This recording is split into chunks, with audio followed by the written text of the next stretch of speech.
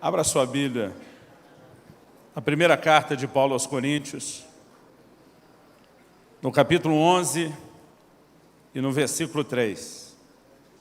Paulo diz: quero, entretanto, que saibais ser Cristo o cabeça de todo homem, o homem o cabeça da mulher, e Deus o cabeça de Cristo. Eu olho para esse texto e eu percebo que Paulo está colocando um fundamento, querido, importantíssimo, importantíssimo. A Bíblia diz que assim como Deus é o cabeça de Cristo, e você vê uma clara submissão de Jesus ao Pai. A Bíblia diz que assim como Jesus é o cabeça de todo homem, da mesma forma, o homem é o cabeça da sua mulher. Isso não significa que a gente tem que chegar agora batendo o pé, gritando alto em casa: quem manda aqui sou eu. O que eu quero conversar com você que diz respeito a uma postura que deve acontecer dentro do seu coração e uma atitude que você deve ter quando entende o que é isso. Muitas vezes pelo conceito errado do que é ser o líder, e muitos têm usado esse tipo de versículo para bater na mesa e dizer: quem manda aqui sou eu, e tem criado uma reação, muitas vezes, querido, que não só vai ferir emocionalmente o coração da esposa, mas vai levar o casamento e a família para cada vez mais longe do propósito de Deus. Cabeça, ela tem aqui uma ideia e um sentido, para mim, muito claro de comando. A gente não usa tanto mais no português, como já usou antigamente a expressão cabeça. Como, por exemplo, você pega na língua inglesa o que nós chamamos do quartel-general, eles chamam do headquarter, o quartel-cabeça, de onde saem as ordens. O que nós chamamos hoje de um pastor titular ou principal numa equipe, no inglês, por exemplo, eles chamam o head pastor, o pastor que é a cabeça, que dá o comando. Mas eu gosto de pensar e olhar para o fato de que Deus estabeleceu claramente desde o início uma responsabilidade sobre nós de sermos governo da nossa própria casa, de sermos governo do lar. Eu acredito, querido, que a parte principal que diz respeito ao governo é aquela que a gente menos fala na hora de uma discussão, de uma briga. Porque a gente quer ser governo para decidir um monte de coisa, mas normalmente no que é essencial, no que é principal, a gente não tem feito isso da forma como deveria.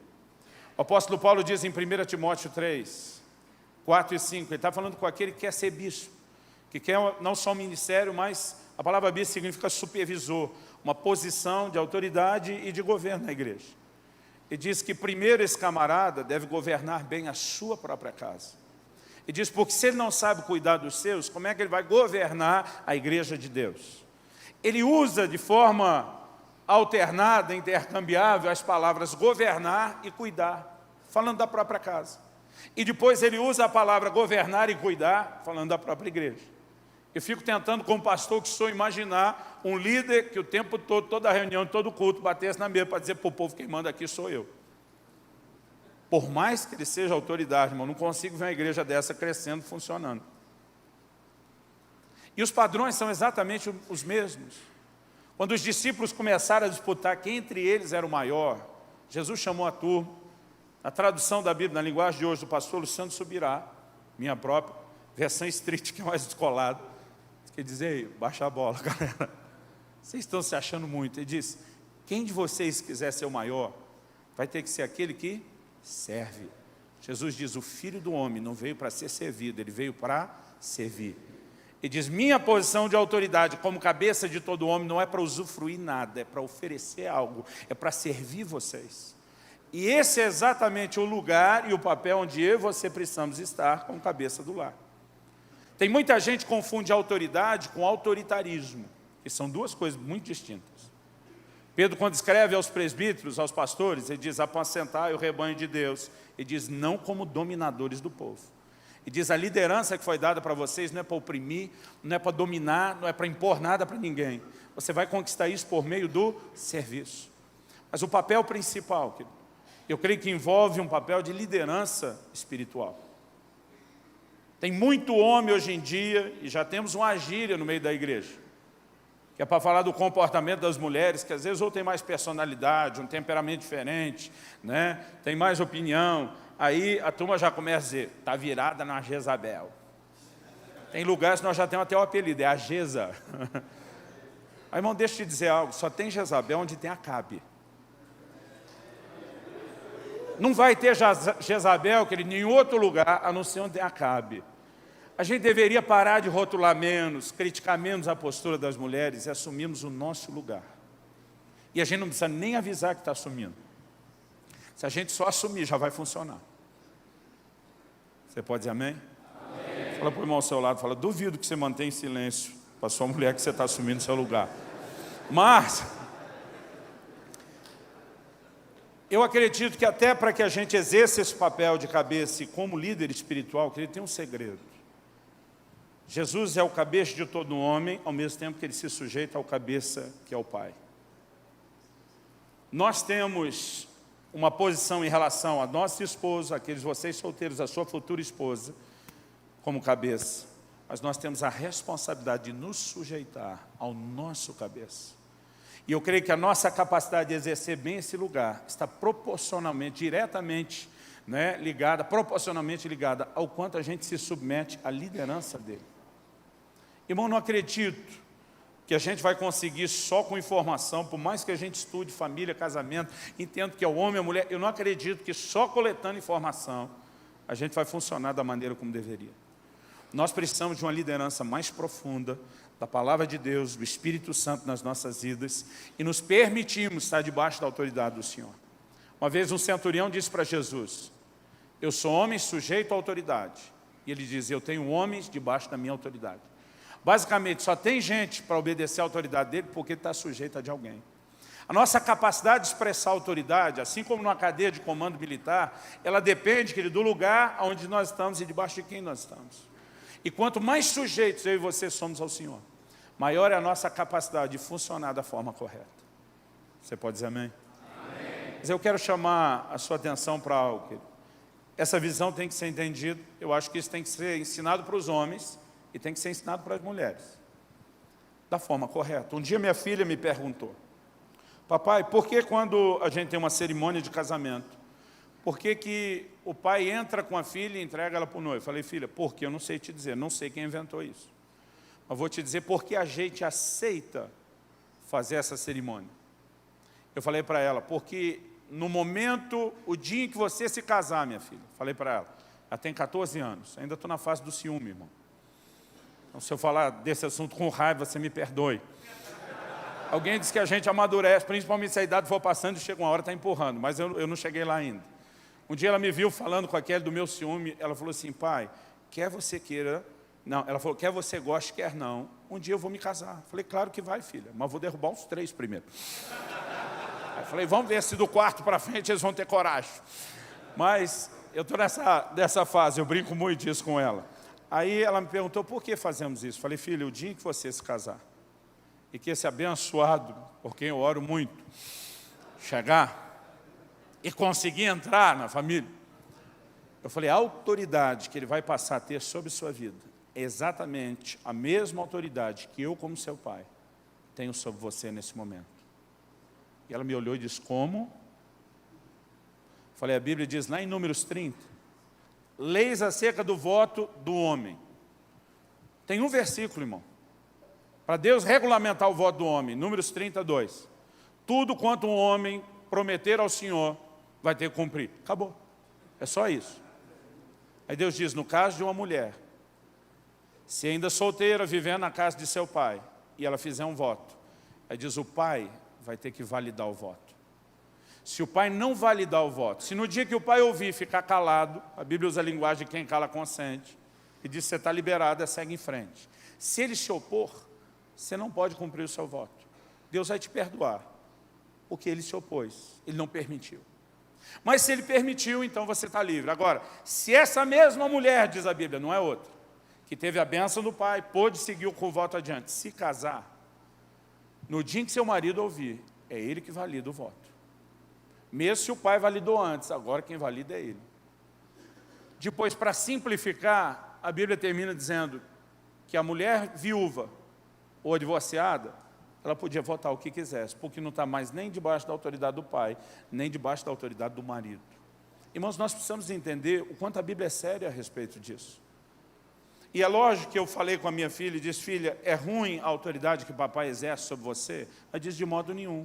Ela disse, você me ama, você me ensina, você me protege, você me educa, você cuida de mim. Eu falei, então, eu quero que você pense da mesma forma a respeito de futuramente o lugar que o seu marido vai ocupar. Porque o dia em que o papai entregar para você, eu estou entregando de verdade. Eu continuo sendo seu pai, eu continuo amando você, mas naquele momento, ele vai assumir essa autoridade. E papai espera que da mesma forma como durante uma vida inteira você me respeita, você faça a mesma coisa em relação a esse abençoado, ungido, santo homem de Deus que um dia vai chegar. Irmãos, nós precisamos ensinar isso para as mulheres, preparando elas, mas nós precisamos ensinar isso, na verdade, é para nós. Não é alguém chegar e dizer, vai lá, por favor, e diz para elas. Porque seu cabeça, querido, não é apenas você pendurar a placa e dizer, me reconheça. É você assumir um lugar, é você assumir uma posição. E como eu disse, eu creio que isso envolve principalmente, querido, uma atitude, um lugar de liderança. Eu queria ler para vocês algumas estatísticas que eu peguei num e-mail que eu recebi há um tempo atrás. Esse e-mail, na verdade, trazia uma pergunta, por que ter um ministério de homens? E, pelo menos, a autoria dessa coletânea de dados foi feita aqui, foi dada ao Nélio da Silva, que é o coordenador nacional do Homens de Valor, da Mocidade para Cristo. Então a pergunta, por que ter um ministério de homens? E o foco é, por que a gente tem que trabalhar com os homens? Irmão, eu louvo a Deus porque esse encontro está acontecendo. Eu louvo a Deus porque você está aqui. A gente precisa entender a importância de que a gente se encoraje, ministre uns aos outros e traga um entendimento de princípios para funcionar. Ele faz essa pergunta. Primeira resposta, porque temos falhado em discipular os homens de forma eficiente. Então ele cita os dados de um livro, Man in the Mirror. É o homem no espelho. Man in the... Olha, tem um americano ali que vai falar ali. Eu queria ver você. Você é tímido. Vocês querem que ele fale ou não? Man in the... É terrível essa pressão, não é? Irmão, é o homem no espelho. Eu não sei a pronúncia. In the mirror. Mirror. É tão legal quando ele fala mirror. Ok. Ele traz a seguinte estatística, isso foi feito nos Estados Unidos, mas, irmão, andando pelo Brasil e fora dele, eu vou te dizer que não está muito longe nos outros lugares. Esse estudo mostra que para cada 10 homens, em média, na igreja, não estamos falando de gente no mundo, 9 terão filhos que abandonarão a igreja. 8 não encontrarão satisfação em sua vida profissional. 6 pagarão a quantia mínima, o valor mínimo nos seus cartões de crédito. 5 terão um sério problema com pornografia. 4 irão se divorciar. E todos os 10 enfrentarão tremendas lutas para equilibrar trabalho e família. Irmão, mesmo que, e eu acredito que a gente não tem que lutar só para não ser parte dessa estatística, a gente tem que lutar para mudá-la. Não dá para negar o desafio, principalmente, querido, de pessoas que cresceram sem os devidos referenciais, do que é funcionar não só diante de Deus, mas diante da nossa família, com um papel de governo e liderança, principalmente espiritual. Eu acredito, ele menciona que a realidade é que a maioria dos nossos homens não tem uma vida devocional consistente. Pouquíssimos têm pensado no que realmente significa amar suas esposas como Cristo amou a igreja. A maioria dos homens não tem um plano de discipular seus filhos, nem a mínima ideia do que significa ser líderes espirituais em suas famílias. Menos de 10% estão ativamente buscando compartilhar a sua fé com amigos não cristãos, parentes, colegas de trabalho, etc. Segundo argumento, ele diz, porque se você ajudar o homem a acertar as coisas em seus corações, todos só têm a ganhar. Pat Morley, ele coloca as coisas dessa forma. Você pode imaginar, de alguma maneira, o mundo estando correto, a não ser que a igreja esteja correta? Você pode imaginar, de alguma maneira, a igreja estando correta, a não ser que famílias estejam corretas? Você pode imaginar, de alguma maneira, famílias estando corretas, a não ser que seus casamentos estejam corretos? E você pode imaginar, de alguma maneira, casamentos estando corretos, a não ser que os homens estejam corretos? Você pode pensar em alguma coisa que tenha maior potencial de mudar o mundo a não ser que o homem esteja correto. Irmãos, nós precisamos entender o que a nossa negligência tem significado e custado não só para a família, para o reino de Deus, para o mundo. E acredite, negligência e omissão, que ele também é pecado. Tiago 4,17 diz que aquele que sabe fazer o bem e não faz, peca.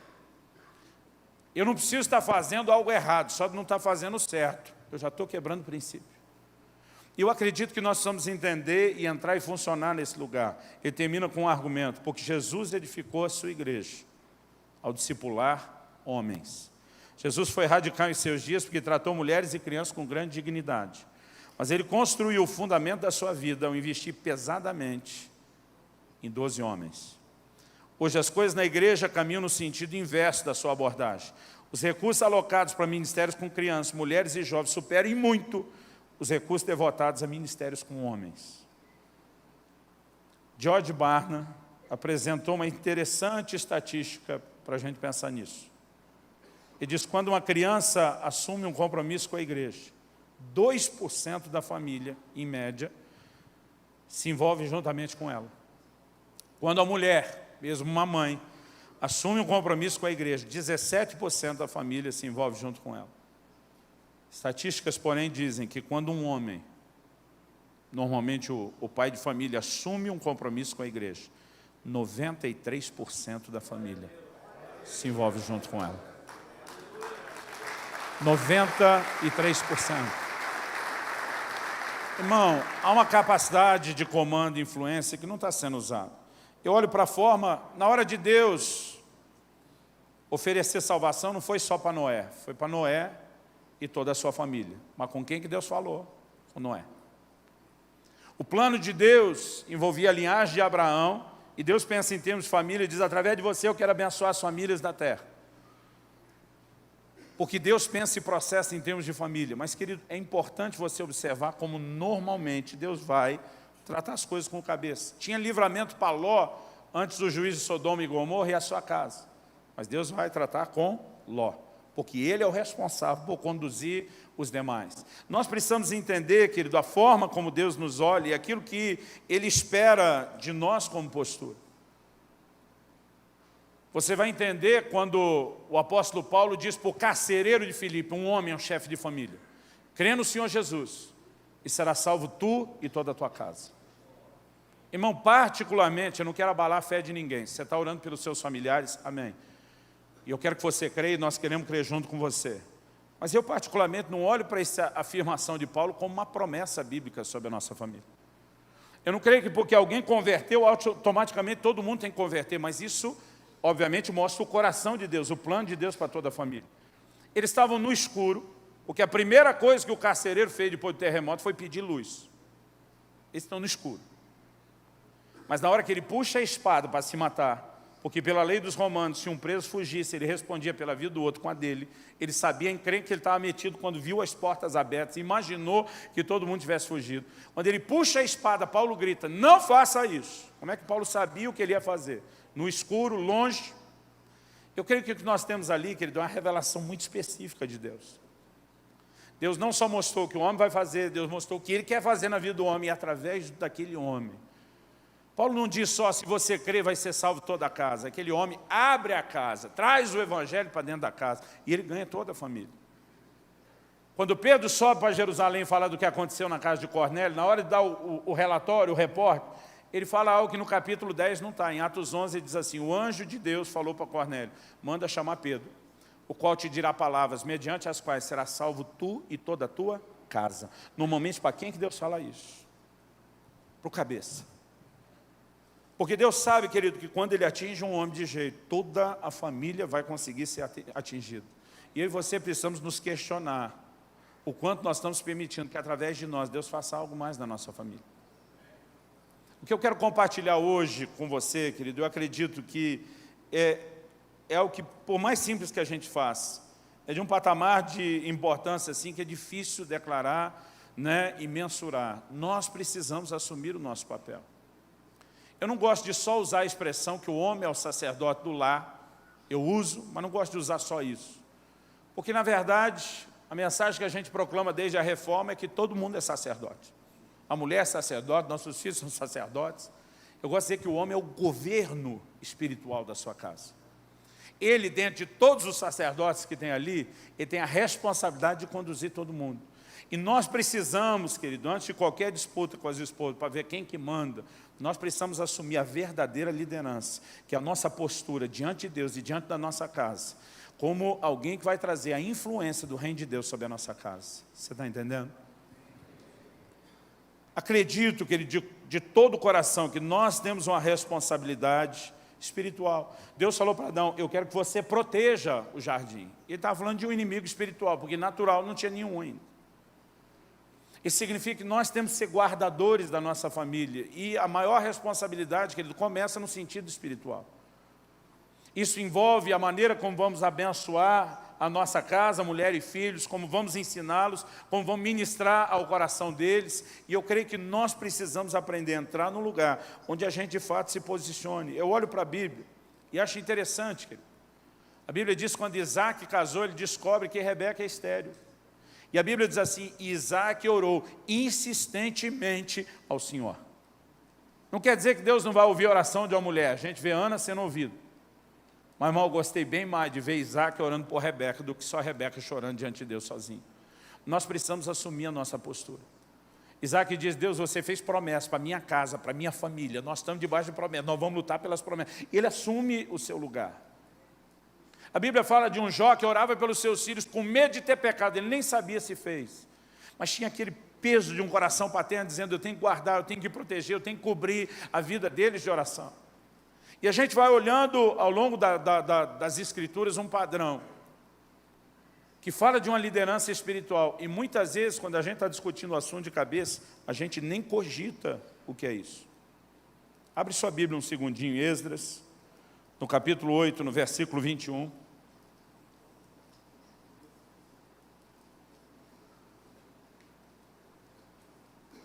Esdras, capítulo 8, versículo 21.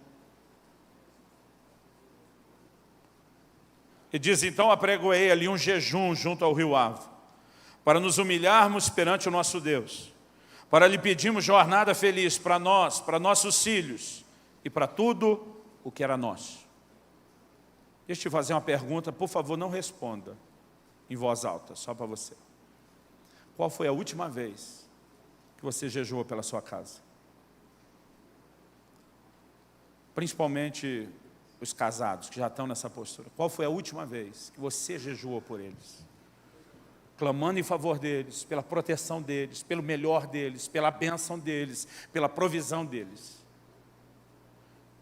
Muitas vezes, querido, nós temos sido insistentes e frequentemente negligentes em algumas dessas questões. Eu acredito que isso só revela, de alguma forma, o como a gente, na verdade, não está se colocando num lugar diante de Deus como nós deveríamos estar.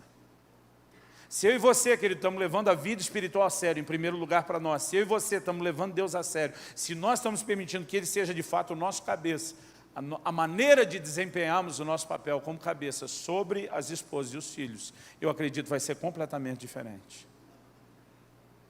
A maioria de nós, querido, tem a difícil missão de entrar no casamento, na paternidade, sem saber como fazer isso tudo.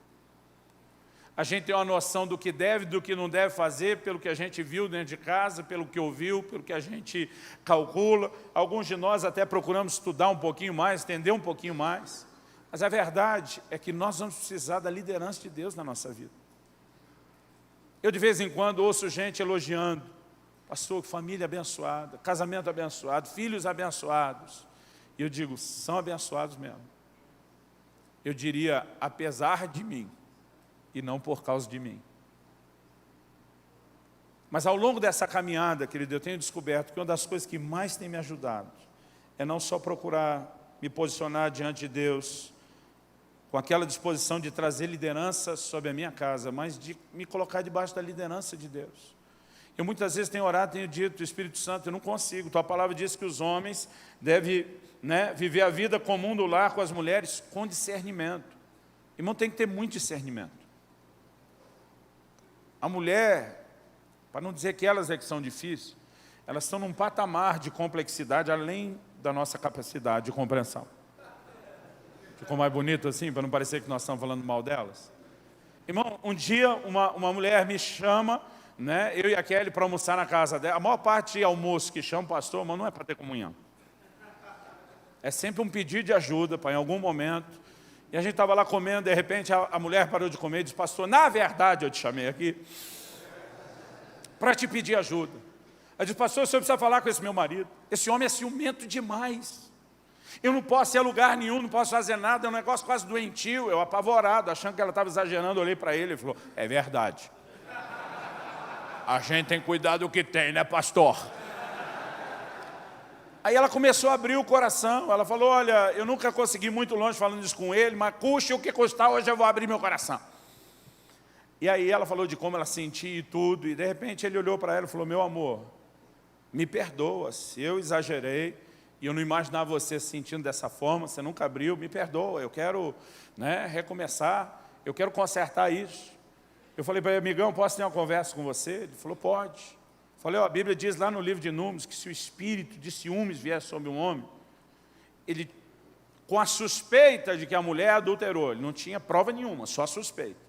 Mas o espírito de ciúmes se instalou, a insegurança estava lá. Deus diz, pega a mulher, o marido pega a mulher, vão diante do sacerdote. O sacerdote vai conjurar a mulher sob pena de maldição se ela estiver mentindo. Fazer ela beber uma água com a cinza. E a Bíblia diz, se ela estivesse mentindo, o ventre, a barriga ia descair.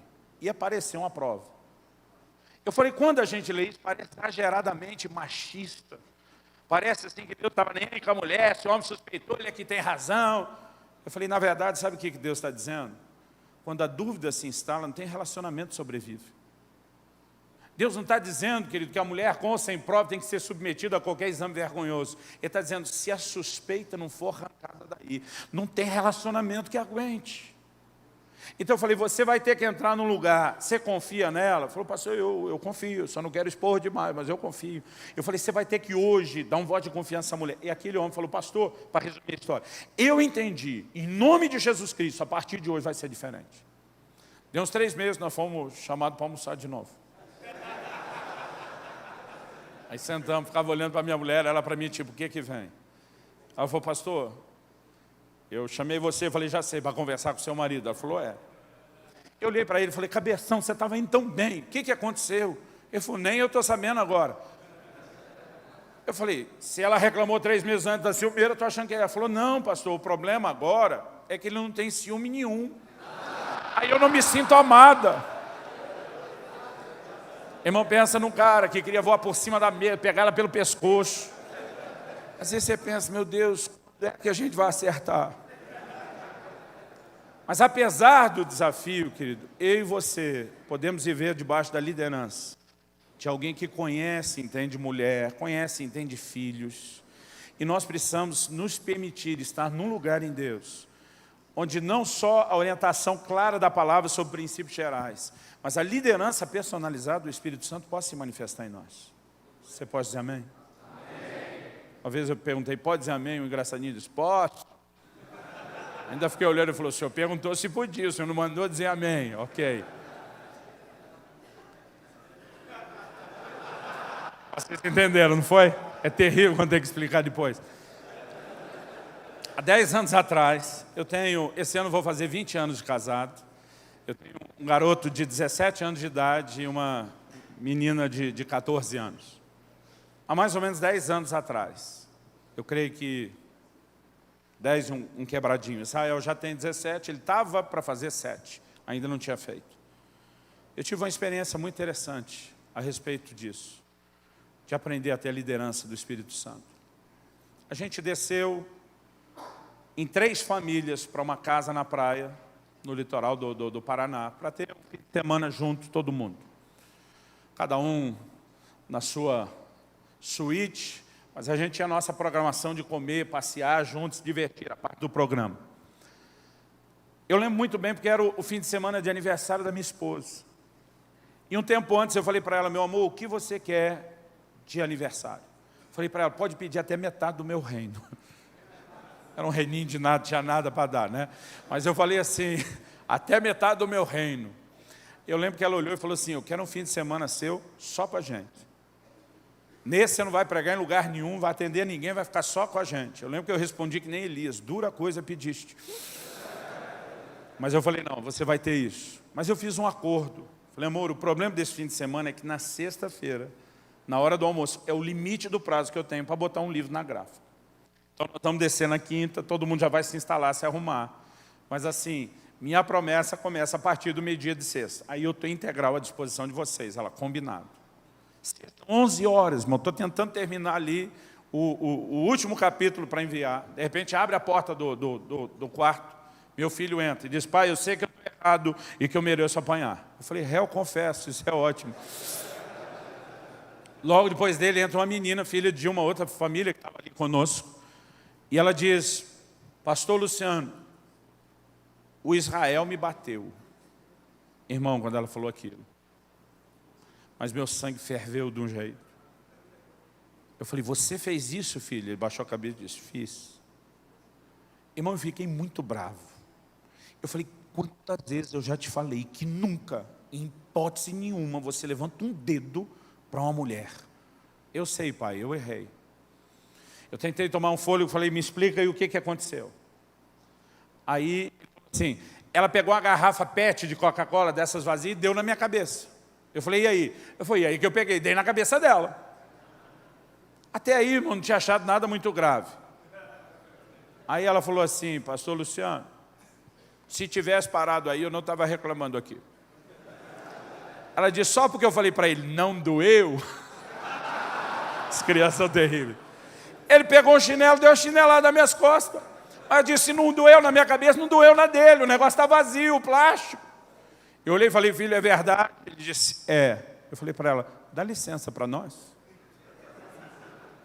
Quando ela saiu, irmão, primeira coisa que eu pensei que passou na minha cabeça foi passar a mão no meu chinelo, dar uma chinelada nas costas dele para dizer, eu vou te mostrar como é bom. Eu tenho tanta vergonha hoje quando eu tenho que contar isso. Eu preferia não ter que contar. Mas, irmão, a hora que eu fui passar a mão no chinelo, e eu nunca tinha feito isso antes, mas naquele dia eu ia fazer. A hora que eu fui passar a mão no chinelo, o Espírito Santo falou comigo. E diz, você vai perder a oportunidade da sua vida de ministrar o coração do seu filho. Eu levei um susto, eu não estava orando, eu estava na carne, eu estava bravo, eu nem queria que ele falasse comigo.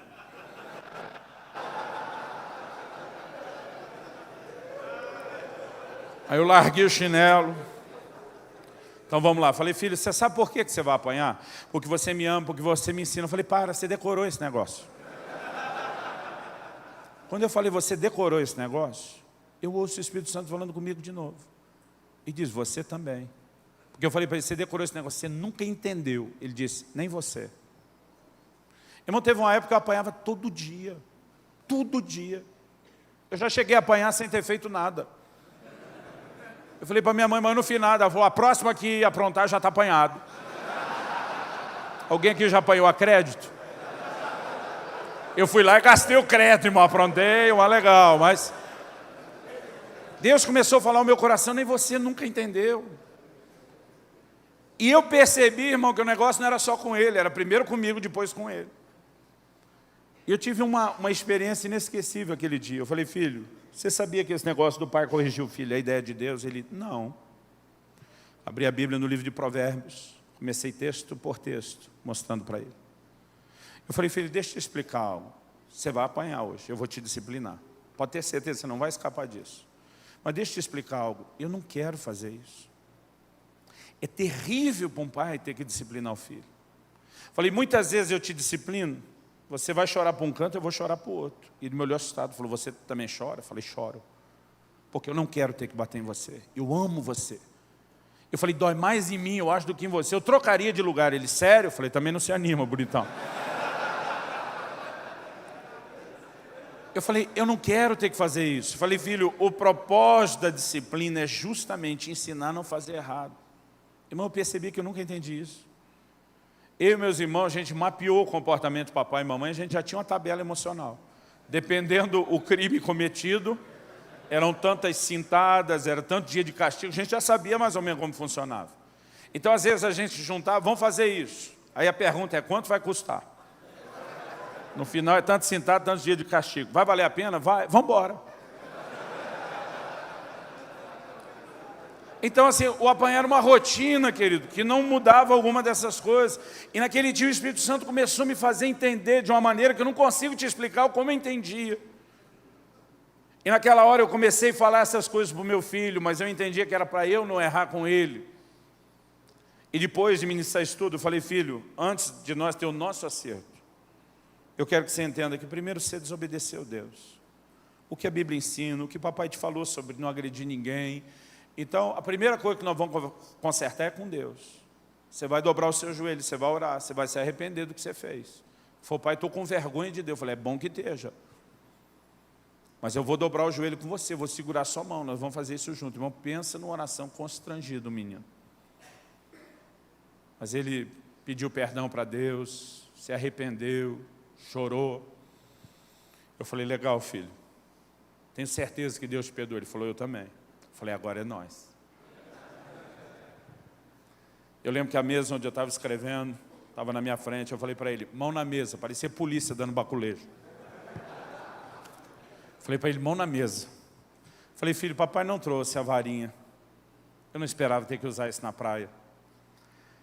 Eu não vou usar a mão que te abençoa, a mão que te acaricia para bater em você. Eu vou pegar um chinelo. E eu vou esquentar o seu traseiro com esse chinelo. Falei, vai ser uma só. Mas eu falei, vai ser a chinelada da sua vida.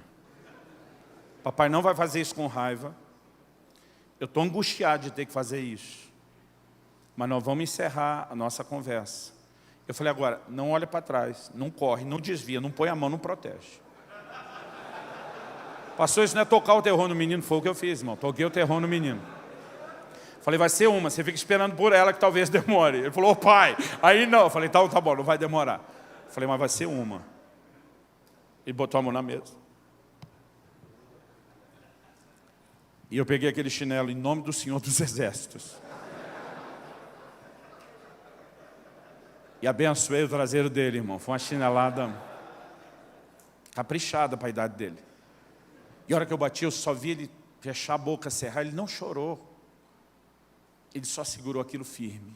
E eu nunca, jamais vou esquecer esse momento. Ele virou para mim. Ele me deu um dos abraços mais gostosos que eu já recebi na minha vida. Ele falou, pai, muito obrigado. Porque você me ama. Porque você me ensina. Estava nós dois chorando já. Aí eu queria abraçá-lo, ele levantava minha cabeça e ele dizia para mim, olha para mim. Ele tinha 6 para 7 anos. Ele dizia, olha para mim. Porque o que eu vou te falar agora é sério. Ele diz, nunca mais você vai me disciplinar de novo. Porque eu entendi, pai. Não entrou só na minha cabeça, entrou no meu coração. Alguma coisa aconteceu aqui hoje. Eu entendi, nunca mais você vai fazer isso outra vez. Porque eu vou te obedecer como você nunca viu. Faz 10 anos isso aconteceu, eu nunca mais precisei disciplinar meu filho novamente. Nunca mais. Irmão, eu não me considero um pai melhor do que ninguém. O que eu sou como homem foi aquela vontade de passar a mão naquele chinelo e dar nas costas dele. Eu nunca imaginei que eu ia sentir isso, eu senti aquele dia. Mas quando nós estamos debaixo da liderança do nosso cabeça e nos permitimos ser orientados. Muitas vezes, querido, eu deixei a orientação chegar tarde, eu já tinha errado. Aí a orientação é, como é que você vai consertar? Como é que você vai se humilhar, se arrepender? Como é que você vai ensinar isso agora? E ao longo dos anos, a gente tem percebido uma grande diferença em casa. Eu não sou melhor marido do que a média por mim mesmo, minha esposa não é necessariamente melhor esposa do que a média por ela mesma, mas nós temos procurado estar num lugar em Deus, onde o tempo todo a gente diz, Senhor, nós queremos a Tua liderança. Sabe, querido, eu tenho visto muito pai, que ele está olhando para o filho e projetando tudo. Quero que esse menino seja médico, quero que seja engenheiro, quero que seja jogador do futebol, quero isso, quero aquilo. O camarada pensa onde vai estudar, o que vai trabalhar, quando vai, pensa em tudo. Mas não tem plano nenhum para a vida espiritual do filho ou da filha. E 3 de João 4, vou pregar sobre isso agora no Dia dos Pais na minha igreja. Ele diz, não tenho maior alegria do que esta. Eu vou pregar essa mensagem na nossa igreja, vou chamá-la de minha maior alegria. Ele diz, ouvi que os meus filhos andam na verdade. Irmão, a prova de que a maioria dos pais não entende o que é o seu papel, é que você não vê o mesmo peso nas questões espirituais como vê no resto. Perguntei para alguém da nossa igreja outro dia, falei, amigão, estou te vendo todo domingo no culto, mas seu filho é adolescente, o menino tinha uns 14 anos, faz tempo que eu não vejo, o que está pegando? Falei, pastor, o senhor sabe como é que os adolescentes são? Ele não quer vir para a igreja. Eu falei, eu sei como eles são, porque eu fui um adolescente também. O que eu não entendo é agora você deixar ele decidir o que ele quer, o que ele não quer. Eu falei, o menino tem 14 anos, falei, agora ele fala o que quer. Se ele fala, você quer fumar crack, tudo bem? Aí ele olhou para mim, não, crack também não. Eu falei, crack não, ir para o inferno pode. Porque sabe que ele tem paz, não, meu filho vai ser um bom cidadão para a sociedade, mas vai mandar um bom cidadão para o inferno. Ele vai ter uma boa profissão e vai com boa profissão para o inferno. É a maneira como muitos estão agindo, querido, sem peso nenhum pela vida espiritual, sem nenhuma preocupação com o destino profético dos seus filhos. Quando Manoá, o pai de Sansão, fica sabendo que o anjo do Senhor apareceu para a mulher, falou algo e disse, se o homem aparecer de novo, eu quero levar uma ideia com ele. Me chama se ele voltar. Eu não sei como foi aquela conversa, irmão. Um homem bem sarcástico dizia já que quem tem a clarividência é você. Eu não sei como foi, mas disse, se aparecer de novo, me chama, que eu quero levar uma ideia com ele. O anjo de Deus veio de novo e disse, espera aí que meu marido quer falar com você. Ela chama, depois você pode ler isso lá em Juízes. Ele chega, ele olha para o anjo e ele diz, como? Ele já tinha notícia de quem seria o menino, do que Deus queria fazer através dele. Ele olha e diz, como nós devemos criar essa criança? Sabe o que ele está dizendo? Se você me confiou um presente desse, uma dádiva dessa para tocar a nação, como é que eu tenho que fazer para não estragar os seus planos? A maioria dos pais, querido, projeta algumas frustrações. Ele vai ser o que eu não consegui ser, sem sequer procurar entender o que é que Deus planejou para o seu próprio filho. Nós temos que ter a percepção profética do que Deus quer para eles, e nós temos que ajudá-los, querido, a alcançar o seu destino profético. A Bíblia diz que os filhos são como flechas na mão do valente. É para você atirar o mais longe que puder. É para que eles avancem e prosperem, querido, não só no natural, mas primeiro em Deus, o máximo que puder. Agora, isso dá trabalho. Porque essa flecha, irmão, tem que ser preparada. Ela não vai ser disparada. Na hora certa ela vai ser disparada. E nós precisamos estar num lugar em Deus. Querido, eu louvo a Deus por ver minha mulher orando, adorando, buscando a Deus. Eu louvo a Deus por ver meus filhos. E eles são intensos em Deus. Mas para mim, querido, não é uma competição. Mas eu não quero nenhum deles orando mais do que eu. Sabe por quê? Porque a maior responsabilidade de trazer Deus e o governo de Deus para dentro daquela casa é minha, não é deles. Eles podem orar para buscar Deus o quanto quiser, mas ninguém tem que ser intercessor daquela família como eu. Toda ajuda deles é bem-vinda, eu conto com isso. Mas eu nunca vou transferir esse papel. E eu quero te lançar uma palavra de encorajamento, querido. Nós precisamos nos posicionar. Nós podemos ver Deus agir. Nós podemos ver Deus mover. Eu gostei de quando foi dito aqui, em vez de só falar para a mulher, para o filho não pode. Irmão, muitas vezes a gente leva eles a viver estritamente presos no natural.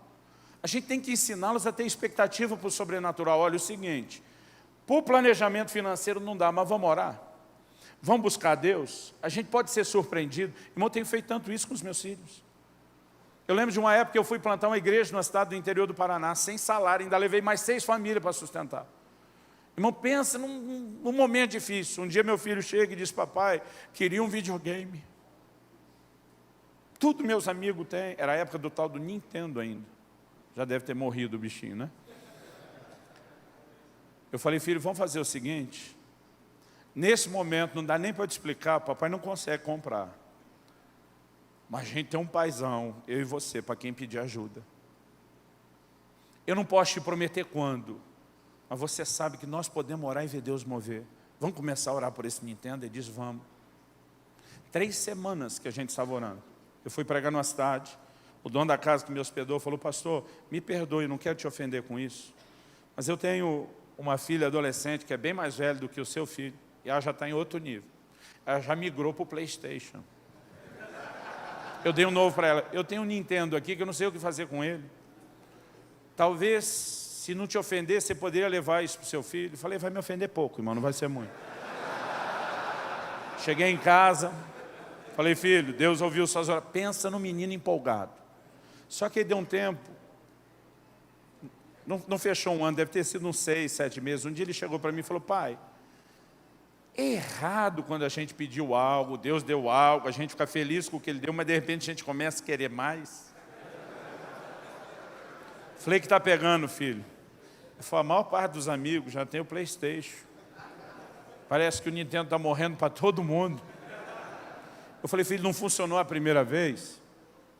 Vamos orar de novo? Vamos.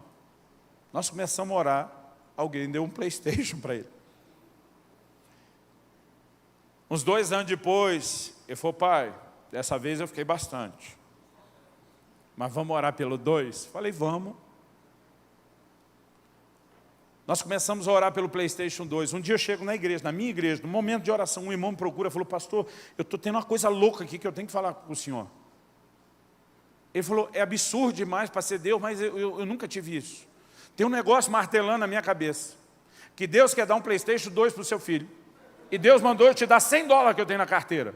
Falei, amém, irmão, obedece aí. Quer se livrar da voz, está martelando? Obedece aí, dá. Guardei os $100. Irmão, fui em outro lugar, alguém falou, eu estava orando, Deus disse, seu filho precisa de algo, mandou dar $. Irmão, não tinha nenhuma viagem para o exterior. Mas os dólares foram entrando, foram chegando. Um dia eu estou pregando em Ponta Porã, no Mato Grosso do Sul. Na verdade, não era nem Ponta Porã, acho que eu estava em Dourados. E alguém disse, pastor, vamos dar um pulinho do outro lado do Paraguai. E depois que eu estava lá, alguém disse, pastor, eu acho que foi na Casa China mesmo. Aí alguém falou, pastor, não quer levar nada? Eu falei, não sei. Não. Era da época, acho que era $150, não era 300. Aí eu falei, nem dá para levar muita coisa, tal. Eu falei, nem um PlayStation para o seu filho? Aí eu olhei e falei, quanto é que está aqui? Ele disse, aqui está tanto. Irmão, era exatamente a quantia de $1 que eu tinha no bolso. Levei o PlayStation para o menino. Pastor, e o 3?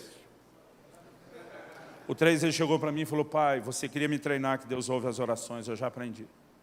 Dessa vez eu quero que você meta a mão no bolso, porque agora você pode. Ele falou, me recuso a orar, porque agora você está bem pra caramba. Aí eu fui e comprei. Queridos, deixa eu dizer algo. Nós precisamos treinar os nossos filhos a não viver só no plano natural. Você está me entendendo? Precisamos ensinar limites até onde dá para ir, onde não dá. Mas também nós precisamos levá-los ao Senhor. Nós precisamos fazer com que eles enxerguem pessoas, com que eles se importem. Irmão, é uma tarefa árdua, mas nós podemos entrar nesse lugar de preparar o coração deles. E o meu grande desafio para você, querido, é que você decida ser pastor da sua casa, ou da sua futura casa. É que você decida buscar Deus pelos seus. É que você decida trazer o mover de Deus dentro da sua casa. Nós estávamos agora nos Estados Unidos em julho, e a gente saiu para um passeio. Nosso voo desceu em Houston, no Texas. E antes da gente pegar o carro, alugamos um carro, antes de ir embora, disse, vamos passear, o que tem aqui? Aí tem isso, tem o museu tal, tem não sei o quê. Meu filho falou, pai, a gente queria ir no museu da NASA. Eu falei, vamos lá. Minha esposa falou, eu olhei lá, parece que é gratuito. Quando nós chegamos, a Kelly falou, olha, não é gratuito. É quase $25 por pessoa. Eu falei, gente, nós vamos gastar $100 para entrar e ver esses negocinhos. Com o dólar do jeito que está. Eu nada empolgado com aquilo. Ela falou, nós já viemos até aqui. Eu falei, quanto mais gente leva adiante, pior fica. Meu filho falou, pai, o senhor tem uma cota aí que é para eu comprar roupa. Eu compro menos roupa, eu sou meio nerd, eu preciso entrar nesse lugar. Eu falei, vamos lá dar uma olhada. Aí quando nós chegamos, graças a Deus, irmão, não era 25, era 24. Aí eu estou olhando aquilo, falei para minha esposa, vamos deixar os dois entrar, que já são grandes. Ela falou, o que aconteceu com você que está querendo? Eu falei, não, é que lá na frente eles vão querer por outra coisa. É mais fácil segurar a onda agora. Ela falou, não estou te entendendo. A gente está tentando resolver um negócio ali. Alguém aborda a gente com uma conversa. Meu inglês não é lá essas coisas, mas deu para entender exatamente o que ele estava dizendo. Ele falou, me perdoe. Eu estou deduzindo que o senhor está na fila para comprar ingresso. Falei, aham. Ele Ele falou, eu estou liderando uma excursão que está indo embora e sobrou 3 tickets. De repente estou vendo de 6 em 4, talvez o senhor não precise comprar. Aí comprei um só. Na volta, no carro, disseram, pai, você ouviu como Deus é bom? Mas o senhor percebeu que o único incrédulo que tinha lá, que não ganhou o ingresso, foi você? Porque eles falaram, vamos lá, Deus pode fazer alguma coisa.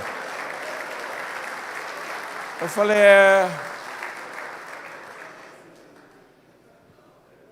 Eu senti de Deus, querido, eu não quero ter o meu perfil de ensinar versículo como eu faço. Eu senti de Deus de botar gás e fé no seu coração, de decidir se levantar para levar a sua família a um lugar em Deus diferente.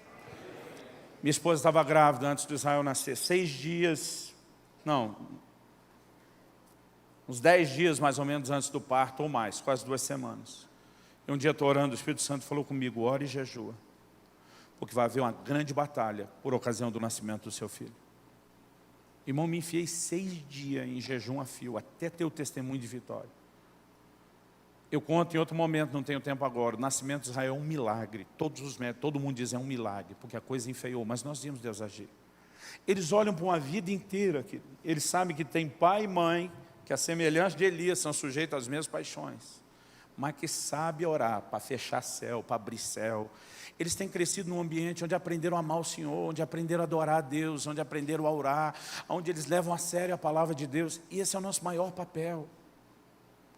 Eu tenho muitas vezes pedido a Deus, eu quero dar um bom sustento, eu quero dar uma boa educação terrena, mas a minha maior responsabilidade, o que deveria ser a minha maior alegria, é apacentar o coração da minha mulher e dos meus filhos, é ser bênção na vida deles.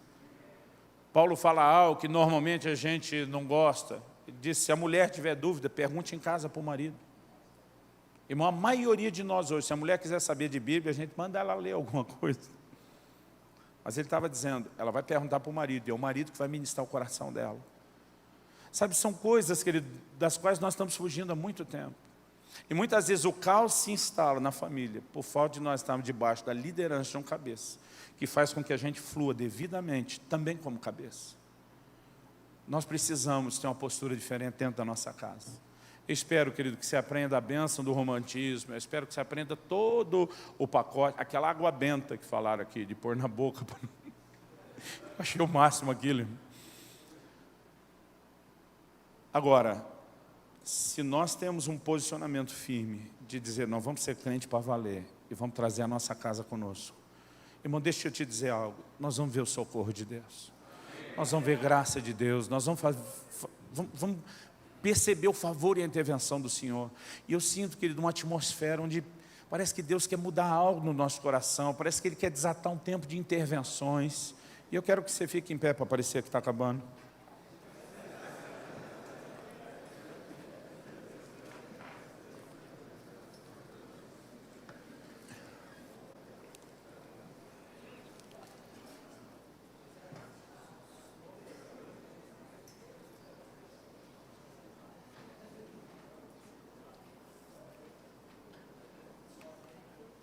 Olhe para cá um instante.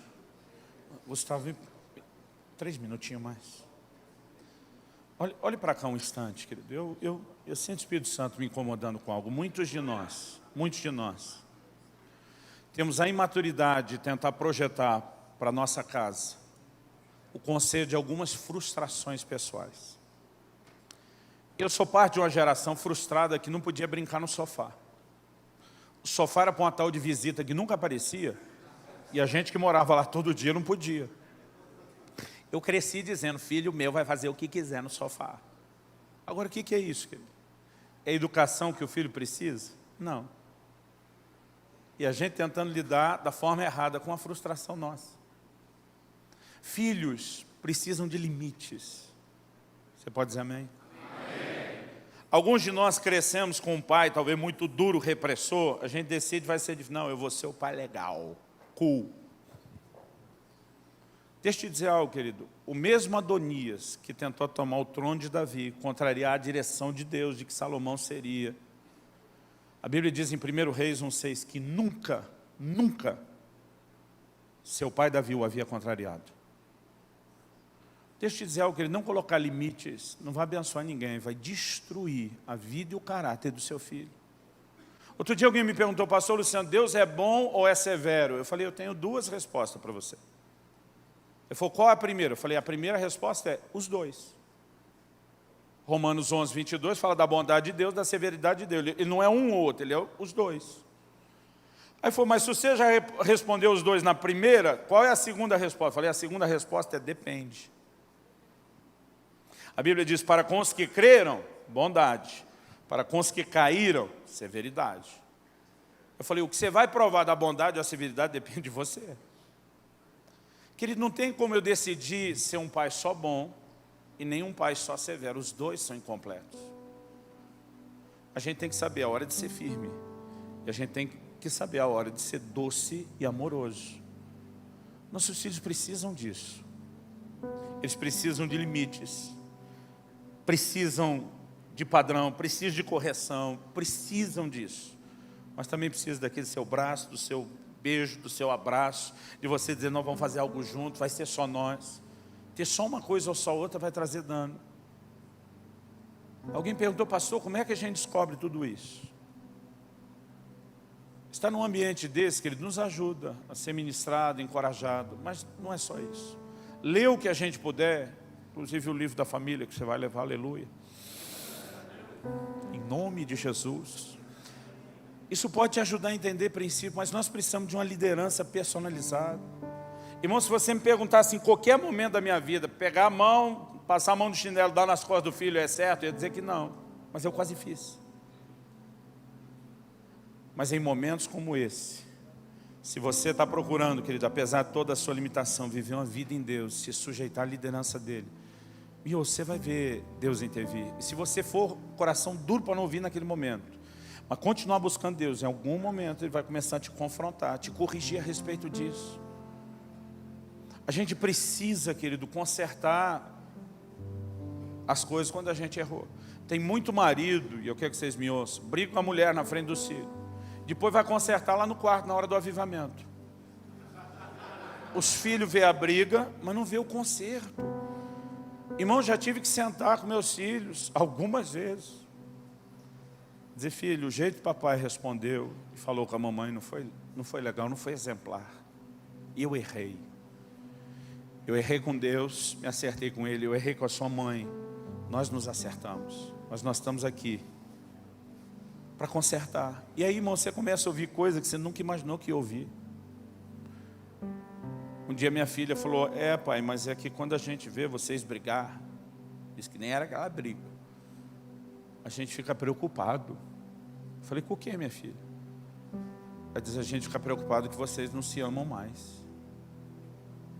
Irmão, nunca imaginei que na cabeça de uma filha crente, que vê raramente briga acontecer dentro de casa, que vê pai e mãe pregando sobre família, que pudesse imaginar que isso possa acontecer com a gente. Eu lembro que eu falei, filha, você ama seu irmão? Ela falou, muito. Eu falei, você tem certeza? Ela falou, tenho. Eu falei, porque ainda ontem vocês dois estavam brigando. Ela deu um sorrisinho e falou, pai, você é muito bom, hein? Eu falei, filho, um ambiente de amor não é um ambiente onde a gente não se estranha. Se você achar que um dia vai ter uma família dessa forma, filha, você vai se frustrar.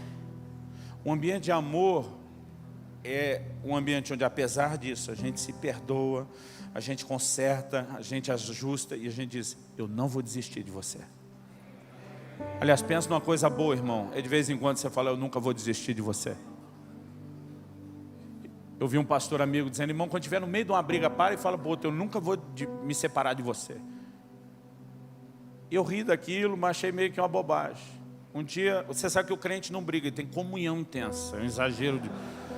Um dia eu estava num momento de muita comunhão com a minha esposa. Ela olhou para mim e falou, eu amo você e nunca vou separar de você. Eu falei, também te amo, não vou separar, mas não é disso que nós estamos falando agora.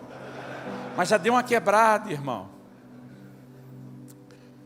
Aí eu falei, vamos voltar para a discussão. Ela falou, mas eu amo você, não você. Eu falei, amor, eu também te amo. Também não separo. O que a gente estava brigando mesmo? Afirmações, querido, do nosso compromisso é importante, não só um para o outro, para os nossos filhos. Eu sei, querido, eu estou atirando para todo lado. Eu sei que Deus quer despertar algo no meu e no seu coração.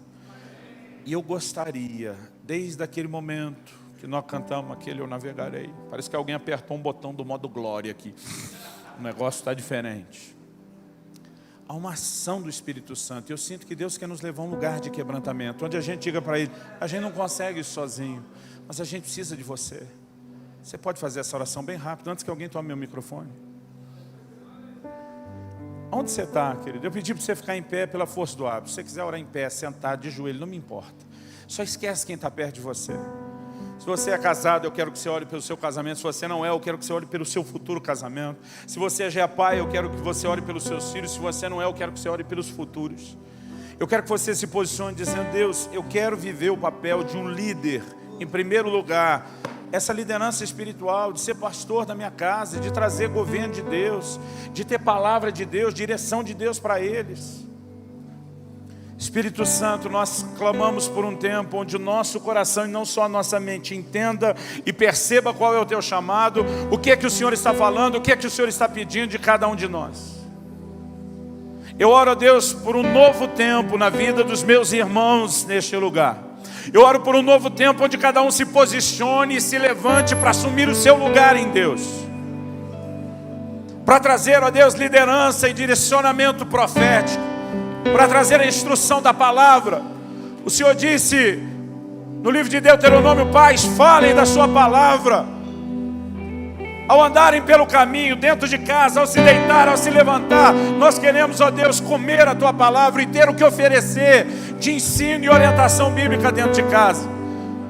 Nós queremos ser os primeiros a provocar a paixão da nossa casa, para te adorar, para orar, para te buscar. Para conduzi-los, Senhor, a ter o tempo devocional, para ensiná-los pelo exemplo que te buscar é prioritário. Abre os nossos olhos, Espírito Santo. Nos faz perceber a negligência que temos cometido em relação ao nosso lugar como cabeça. E nós clamamos graça e favor, para que a gente possa entrar nesse lugar de ser o governo espiritual da nossa casa. Ajuda-nos, Senhor.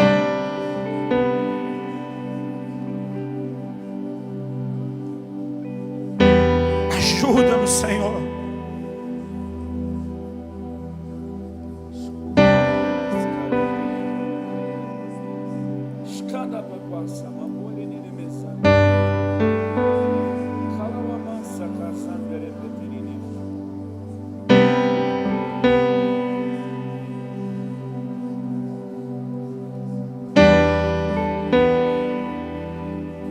Nós oramos que fortalezas sejam quebradas nas mentes e nos corações. Nós oramos, ó Deus, que entendimento espiritual e não só natural a respeito de como tocar e conduzir a nossa casa nos toque. Nós oramos, Espírito Santo, por um novo lugar de rendição e entrega na vida de cada um dos nossos irmãos. Nós oramos por um tempo onde o teu sopro alcance o coração deles. Nós queremos mais do que ouvir bons conselhos. Espírito Santo, desperta o nosso coração para que a gente possa ter mais do que um discurso ou uma palestra. E leva-nos a esse lugar de uma resposta maior para Ti.